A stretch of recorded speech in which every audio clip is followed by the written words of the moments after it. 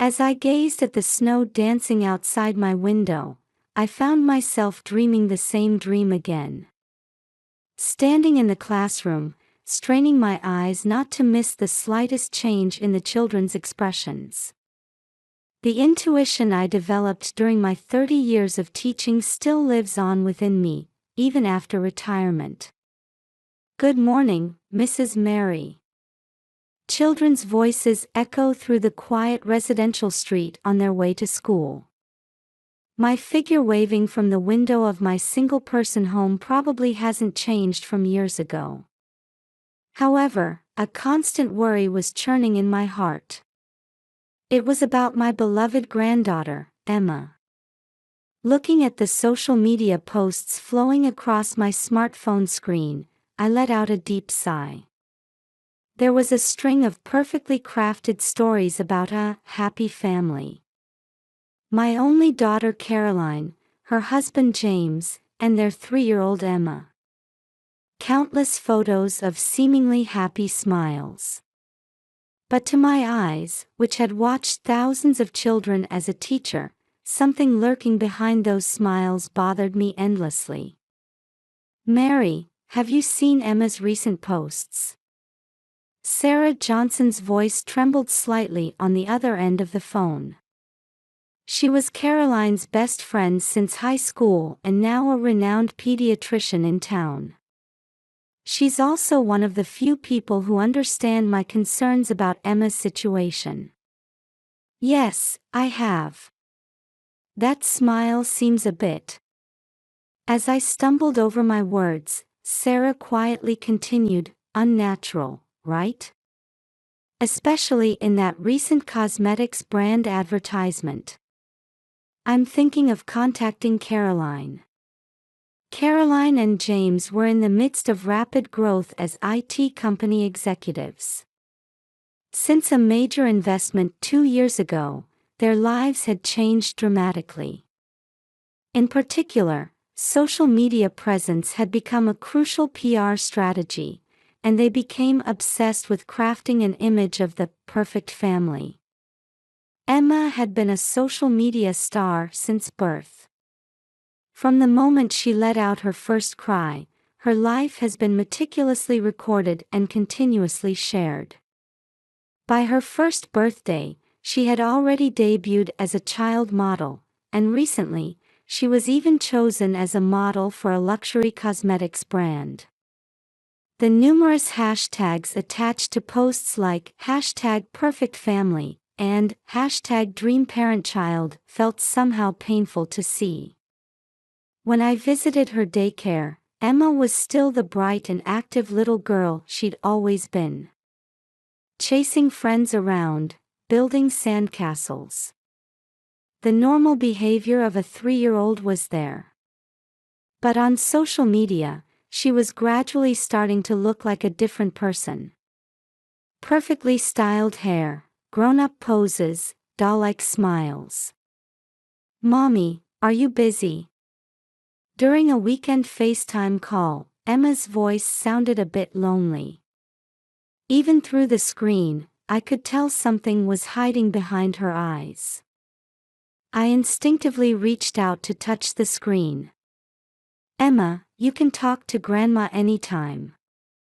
At that moment, no one imagined those words would lead to an anguished cry in the middle of the night.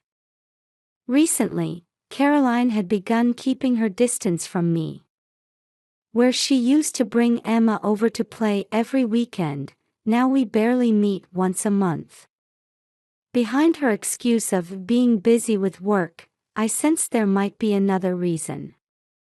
Sarah seemed to share my concerns. As a pediatrician, she was also in charge of Emma's regular checkups. Emma's been losing weight lately. And she seems sleep-deprived. I heard there are photo shoots late into the night. We confirmed our mutual worries but found ourselves unable to take concrete action. Caroline's company was growing rapidly and attracting investor attention. In a world where social media presence directly affected company credibility, pointing out family issues could impact their management. Then came the fateful night. The longest and shortest night of my life. A night that would test all my experience as a teacher, mother, and grandmother. At 2 a.m. on December 23rd, my cell phone rang. Initially, I thought I was dreaming. But on the screen was the face of my beloved granddaughter Emma. Her face was visibly swollen. In the dimly lit room, her small eyes were glistening with tears. "Emma, what's wrong?" In the dark room, Emma's tiny voice trembled. "Grandma. Mommy's angry. It hurts." I could hear violent noises in the background. Caroline's voice seemed to be shouting something. Suddenly, the screen shook violently, James's panicked face briefly appeared, and then the call cut off. My heart was pounding. In this abnormal situation, my intuition, honed through 30 years of teaching experience, was raising alarm bells.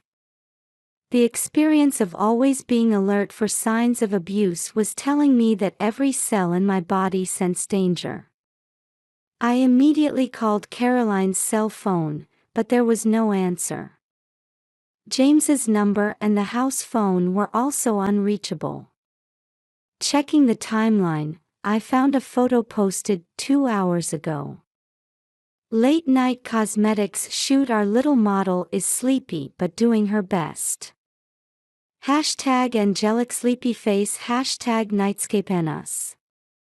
A photo shoot in the middle of the night. For a 3-year-old child. Anger welled up inside me. When I called Sarah, she answered immediately. "Mary? What's wrong at this hour?" After I explained the situation, her voice changed completely. "I'm going right now. I'll arrange for an ambulance too. You should come immediately." My hands shook as I got dressed. Even as I pulled the car keys from the drawer, Emma's crying voice wouldn't leave my head. The usually 30-minute drive felt extraordinarily long tonight. Along the way, I decided to contact the police. Maybe it was an overreaction. But the experience of regret from my teaching days pushed me forward. I never wanted to feel again the regret of noticing but not acting. Under the pre-dawn sky, I headed to my daughter's house. The silence of the luxury residential area was suddenly broken by the sound of sirens. An ambulance, followed by police cars, stopped in front of Caroline's house. When I arrived, Caroline and James were nowhere to be seen. The entrance was locked, but the police had already begun their investigation, and Emma's crying could be heard from inside. "Mary!" Sarah rushed over. "We found Emma. She was locked in her room." At that moment, paramedics brought Emma out on a stretcher. She had an 4 in her arm. The swelling in her face had gotten worse. She had rashes all over her body, clearly showing an allergic reaction. "Grandma." As Emma called out to me in a weak voice, I instinctively hugged her. Her small body trembled in my arms. A police officer approached me. "Mrs. Wilson, do you have any idea where your daughter and her husband might be?" I shook my head. The luxury brand bag by the entrance and the luxury car in the garage both told the story of their owner's absence. Inside the house looked as if a storm had swept through. Scattered cosmetics in the living room. A broken vase on the floor. And in the basement study, traces of an online meeting with investors were found. According to the police, security cameras showed Caroline and James leaving in their car around 3 a.m. Had they chosen to flee as their final choice, exhausted from playing the perfect family?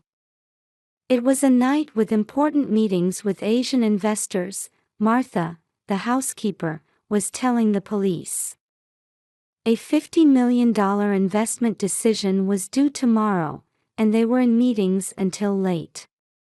Under the dawn light slowly filtering in, the ambulance headed to the hospital with Emma. Sarah and I followed. Looking back, this was the moment our battle began. A battle to reclaim the true bonds of family that were nearly lost in the illusion of social media. And I understood. Behind this incident lay the distorted values created by modern society. The portrayal of a perfect family on social media. Company value directly linked to investors' evaluations. And the essence of being human, lost amid that pressure. As the ambulance siren echoed through the quiet morning streets, I made a firm vow. No matter the cost, I would protect Emma and our family. The pediatric ward at Central Hospital is usually a place filled with children's laughter. Walls decorated with storybook characters. Colorful chairs lining the hallways. Everything designed to encourage young patients. But this morning, a heavy atmosphere dominated the building. The cause of the allergic reaction was adult cosmetics, Sarah said grimly, reviewing the test results in the examination room. The fluorescent light highlighted her tired expression. It was detected in multiple areas of her skin. And these are high-end brand new products. Test samples that haven't been released to the public yet. I caught my breath. The social media post from last night flashed through my mind. The late-night photo shoot. Emma's photo smiling with a sleepy expression. It hurt to imagine what had been happening behind the scenes. That's not all, Sarah continued, lowering her voice. Her hand trembled slightly as she turned the medical records. There are old bruises all over her body. Concentrated especially on her back and arms. All in places that wouldn't show up on camera. And she took a deep breath before continuing. There are clear signs of sleep deprivation. She shows abnormal levels of fatigue for a 3-year-old.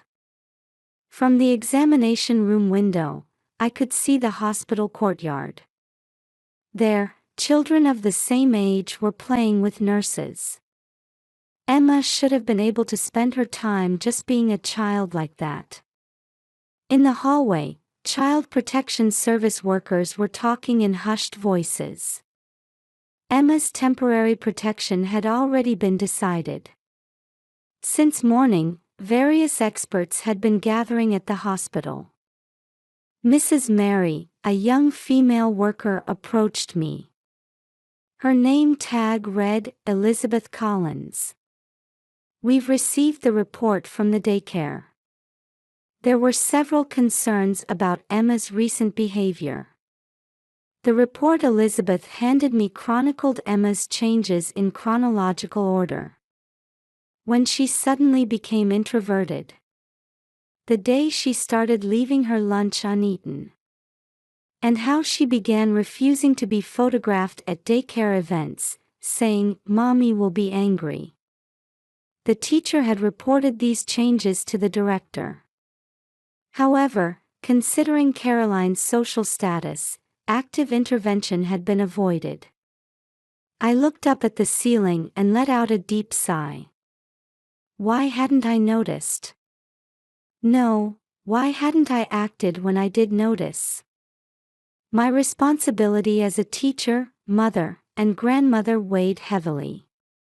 I've organized the social media posts chronologically. Sarah showed me her tablet. There, Caroline's photos and videos were arranged by date. Emma's expressions, which showed natural smiles in the beginning, gradually became more artificial. Photo times increasingly shifted to late night or early morning. Luxury hotel logos, overseas tourist spots, lavish party venues in the background. Had all of these been mere props to create the perfect family? The comments section is concerning too. Sarah pointed out areas where followers had expressed worry. She looks a bit tired, isn't it past bedtime? Her smile seems different lately. However, these comments were always countered with perfect responses. Angels never tire, working hard toward her future dreams. It's a special day, so she's staying up late just this once. The monetization data from the posts shocked us. According to digital marketing experts' analysis, the advertising revenue per post featuring Emma far exceeded Caroline's monthly salary. And that income was being recorded as the company's PR budget. I was speechless at the reality that a child's smile had become a business tool. By Emma's bedside in the hospital room, I held her small hand as she slept soundly. Her arm with the 4 still showed signs of the cosmetics allergy. Her usually rosy cheeks were now pale from medication. Mrs. Mary, a nurse quietly called out. Visiting hours are over, but you've been granted special permission to stay. Outside the window, the evening sky was turning red. In the hospital parking lot, reporters were still visible. This incident had created significant social ripples about children's rights in the social media era. Grandma. Emma woke up. There were no more tears in her eyes. Only a mix of deep fatigue and relief. Her expression as she looked at the 4 showed a maturity beyond her years. Are Mommy and Daddy not coming back? I stumbled over how to answer that question. How do you explain this to a 3-year-old? How do you help them understand parental love and its distorted expression? Outside the window, camera flashes from reporters began lighting up the hospital parking lot. This story was just beginning. The pursuit of truth, the healing of wounded hearts, and the long journey to restore lost family bonds awaited us. The police interrogation room was smaller than I had imagined. Gray walls and a simple desk. A security camera quietly blinked in the corner. The late-night meeting with important investors. That was the trigger for everything. Martha, the housekeeper, continued her testimony with a trembling voice. Her eyes remained fixed on a point on the desk. It was a late-night conference due to the time difference with Asian investors.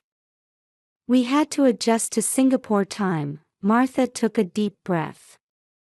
A $50 million investment decision was due the next day, and the company's survival depended on it.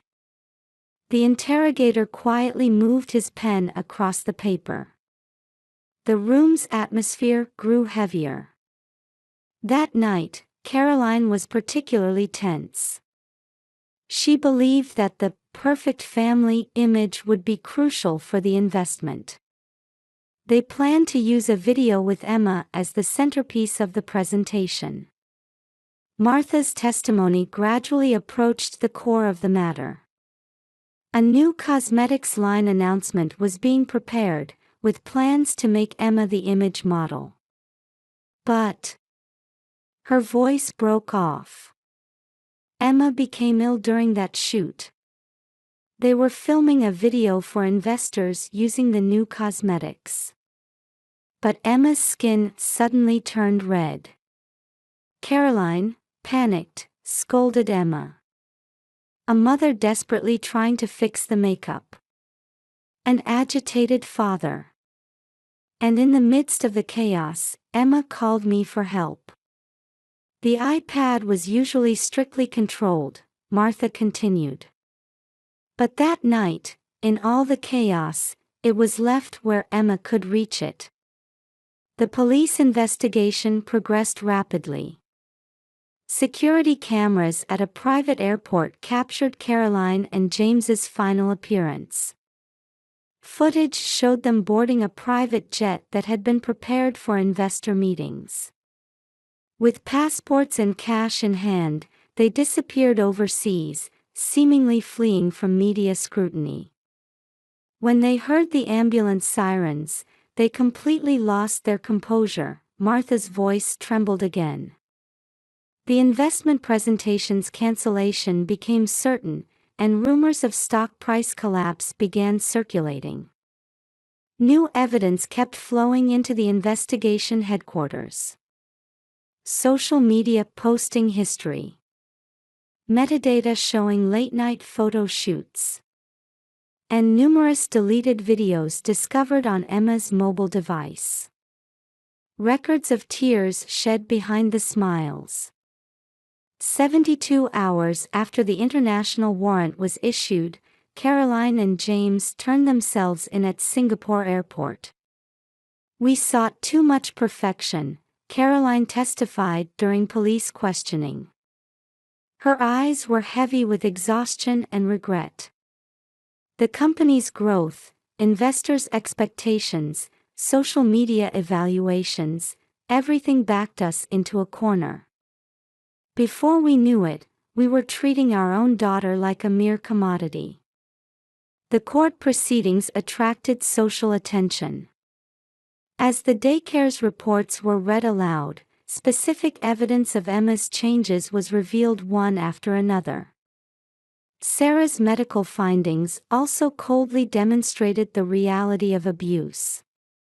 However, the most moving testimony came from Emma herself. During a video-linked hearing, attended by a child psychologist, she said, "I love Mommy and Daddy. But Mommy and Daddy in front of the camera, they were scary." The courtroom fell silent at these words. The judge's eyes appeared to moisten slightly. The verdict was more lenient than expected. The judge positioned them as victims of modern society's distorted values. SNS addiction and work pressure were recognized as factors that had driven them to this point. With participation in rehabilitation programs as a condition, prison sentences were suspended, and instead, the following conditions were imposed. Temporary transfer of Emma's custody to me. Mandatory professional counseling. Participation in social media addiction treatment programs. Regular attendance at parent-child relationship improvement sessions. Temporary resignation from company management. After the verdict, the company was restructured under new management. A healthy management policy not dependent on social media marketing was introduced. Strict guidelines for using children in advertisements were also established. Most importantly, Caroline and James were beginning to understand the true value of family for the first time. In the counseling room, they tearfully said, "We sincerely hope for the day when Emma's smile can be seen just as our daughter's smile, not as a business tool." With the arrival of a new season, our family was beginning to slowly mark time for healing. 1 year later, Emma attended her preschool graduation ceremony. The children's voices echoed along with the school song flowing through the auditorium. Sunlight streaming through the windows gently illuminated the graduation projects displayed on the walls. From among the audience, I watched my granddaughter.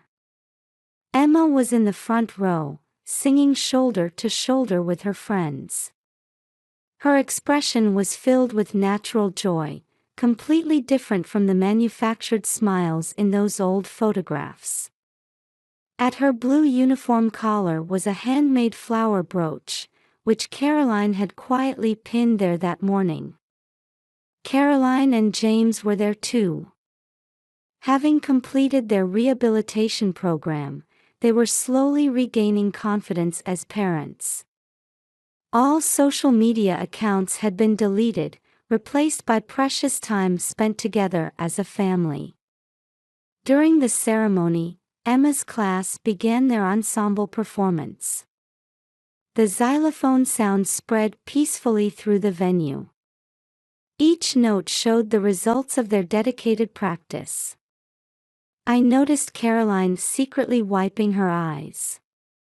Looking back, this year has been a time of learning for all of us. In the rehabilitation program, Caroline confronted her own childhood. She realized how she had unconsciously imposed on Emma the same values of perfectionism that she had been raised with. Through dialogues with counselors, she gradually learned to forgive herself. James changed too. He temporarily stepped away from company management, prioritizing family time instead. He plays with Emma in the park on weekends and makes sure to eat dinner together on weekdays. He no longer carries a camera, just cherishing the moments right in front of him. Mary, Sarah approached me after the ceremony. Though not in her white coat, she maintained her dignified presence as a physician. Emma's latest test results are perfect. Her emotional wounds are healing bit by bit too.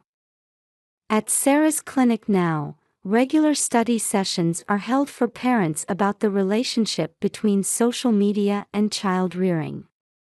Emma's case had sounded a significant alarm bell for modern society. Children's smiles aren't business tools. They're just treasures. When Caroline spoke these words at a recent study session, many participants were moved to tears. Her words carried the weight that only someone with experience could convey. "Grandma!" Emma came running over. In her hands was a handmade flower crown. "We all made this together. The teacher helped us." Each tiny petal carried messages from her friends. "Love you, Emma. Always keep smiling." The sincere feelings of children were packed into it. Caroline approached shyly. "Mom, we'd like to celebrate at home today. I made Emma's favorite cake." The tears in her eyes no longer held regret. Instead, they contained the light of new hope. "Of course," I answered. "Let's celebrate together." On the way home, Emma held both my hand and Caroline's as we walked. The spring sunlight cast our shadows on the ground. No more camera flashes. Just peaceful everyday life. "Hey," Emma suddenly stopped. "I'm happy." At those words, we instinctively looked at each other. The true bonds that had almost been lost beyond social media were now definitely here. When we got home, James had prepared homemade pizza dough. Emma's favorite toppings were colorfully arranged. On the table, origami paper for crafts was also laid out. "I thought we could all make pizza together today." Emma's eyes sparkled at those words. Valuing the joy of creating together over perfect appearances, that had become our new family's way. And I realized, there's no such thing as a perfect family. But relationships where we care for and support each other, even if imperfect, that's what makes a real family. In the evening twilight, illuminated by the setting sun through the living room window, we chatted with genuine smiles. Those smiles held no lies anymore. Just genuine affection. I still sometimes remember that midnight phone call. Emma's voice, gathering her small courage to ask for help, was the beginning of our new story. It was also the beginning of a journey back from the virtual world of social media to the warmth of reality. Sometimes getting hurt, sometimes stumbling, but moving forward step by step. Perhaps that's what real family looks like. Now, our family photos have no likes or shares. But they have real smiles. And that's enough.